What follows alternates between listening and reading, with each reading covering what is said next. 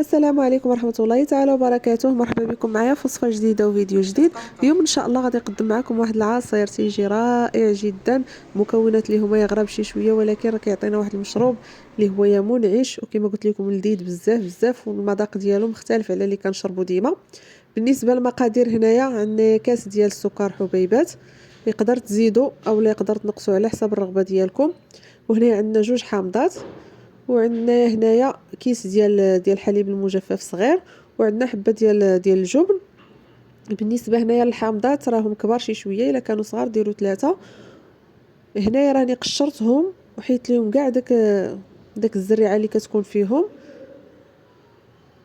وحكيت داك لو زيست ديالهم حتى هو هذا اللي غادي نضيف دابا. القشور ديال الحامضات بجوج. صافي، غير كما كتشوفوا راه درتهم في كاسرونه. غادي نزيد دابا السكر ونضيف ان شاء الله 3 الكيسان ديال الماء.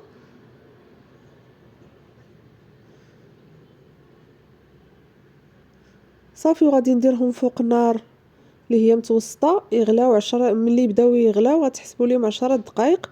صافي، وغادي تطفيو عليها، يعني راه ما كتشدش بزاف ديال الطياب، غير باش يتعسل لينا كيتعسل لينا داك الحامض.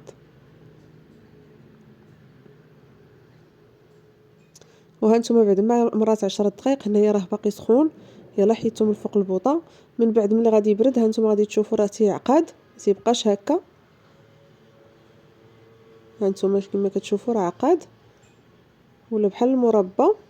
وهنا بالنسبه اللي كتعجبو الحلاوه يدير اكثر من كاس، زعما اللي تيبغي الحلاوه بزاف يدير اكثر من كاس، واللي تيبغي اللي باغي عاوتاني ما يكونش حلو ينقص. المهم كاس هو المتوسط.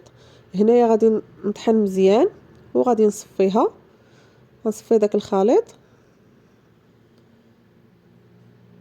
هنايا راه شي زريعه دازت ليا ما شفتهاش. ها نتوما كما كتشوفوا الخليط كيف كيجي، راه كيجي ثقيل.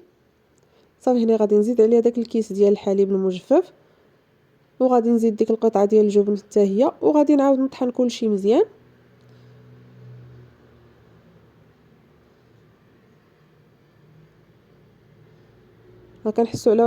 كنحصلوا على واحد الخليط اللي ثقيل، وقد ما ارتاح في الثلاجه راه كيخسر.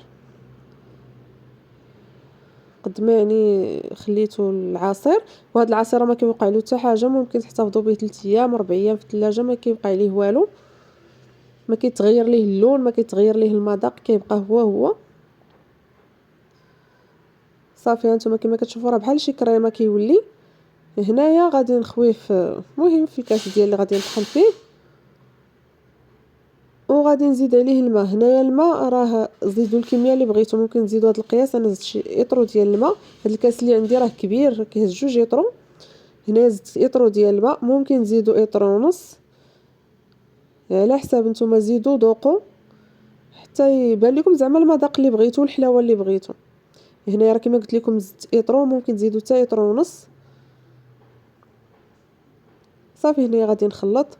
وصدقوني راه كيجي واحد كما قلت لكم هذا العصير اللي هو زوين وبنين. هانتوما هنايا راه خاطر، يعني راه ماشي جاري. وإلا احتفظتوا به في الثلاجه ولا لا خليتوه راه يعني بحال الا كيتصفى. مهم تتعاودوا تخلطوه وكتشربوه. نتمنى ان الوصفه ديال اليوم تعجبكم ان شاء الله، وما تنساوش تدعموني بالاشتراك وتبارطاجيو الوصفات باش تعم الفائده وباش القناه تكبر ان شاء الله. ولكم جزيل الشكر، والى وصفه قادمه ان شاء الله.